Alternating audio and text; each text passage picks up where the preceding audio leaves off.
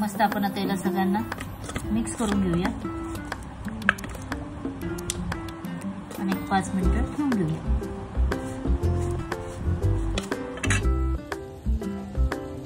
याच्यामध्ये आपण आता हे फ्राय केलेले अंडे टाकून घेऊया।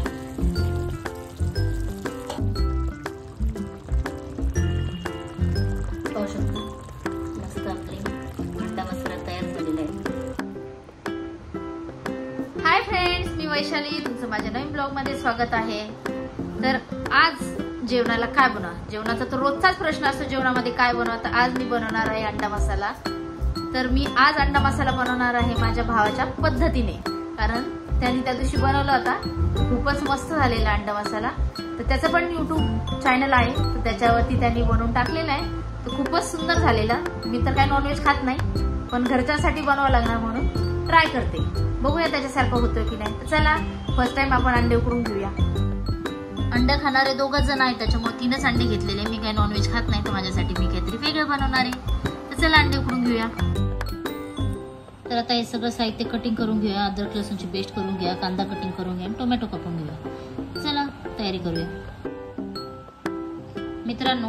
आता एकदम बारीक कांदा कापून घेतलेला आहे, 2 कांदे घेतले आणि 1 टोमॅटो घेतलेला आहे, अद्रक लसूणची पेस्ट केली, कोथिंबीर आणि आता आपले हे अंडे उकडून झालेले आहेत। याला आपण आता मसाला लावून घेऊया, थोडं त्याला साईडनी कटिंग करून घेऊया। याला असे मधून आपण काप करून घेऊया तिन्ही अंड्यांना। आता सगळ्यांना आपण हळद लावून घेऊया, थोडीशी मिरची पावडर टाकून घेऊया। हे घेतलेली थोडीशी काश्मीरी मिरची। मस्त आपण आता याला सगळ्यांना मिक्स करून घेऊया आणि 5 मिनिटं ठेवून घेऊया। तेल तापलेले आहे आपलं, त्याच्यामध्ये आपण आता अंडे सोडून घेऊया।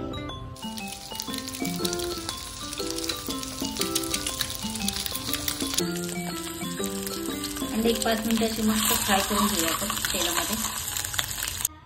आता आपलं तेल तापलेलं आहे, त्याच्यामध्ये आपण कांदा टाकून घेऊया।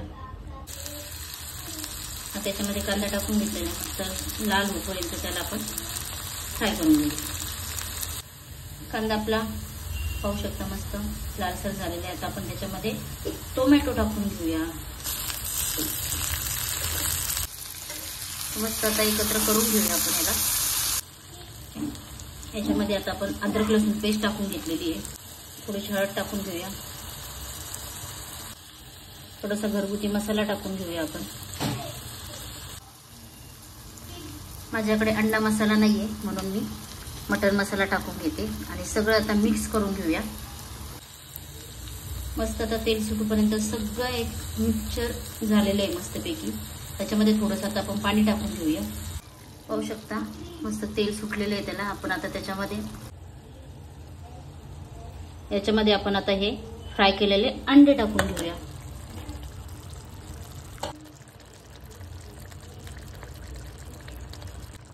पाहू शकता मस्त आपल्या भाजीला अशी तर्री आलेली आहे। तर 1-5 मिनिटं आपण त्याच्यावरती झाकण ठेवून घेऊया, बोलून बघूया आपली भाजी का। भाजी झालेली आपली, भाजी छान झालेली। आता आपण त्याच्यावर थोडीशी कोथिंबीर टाकून घेऊया मस्तपैकी। पाहू शकता मस्त आपली अंडा मसाला तयार झालेला आहे। पाहू शकता मस्त ज्वारीची भाकरी केलेली आहे मी गरम गरम आणि किती मस्त फुगलेली आहे।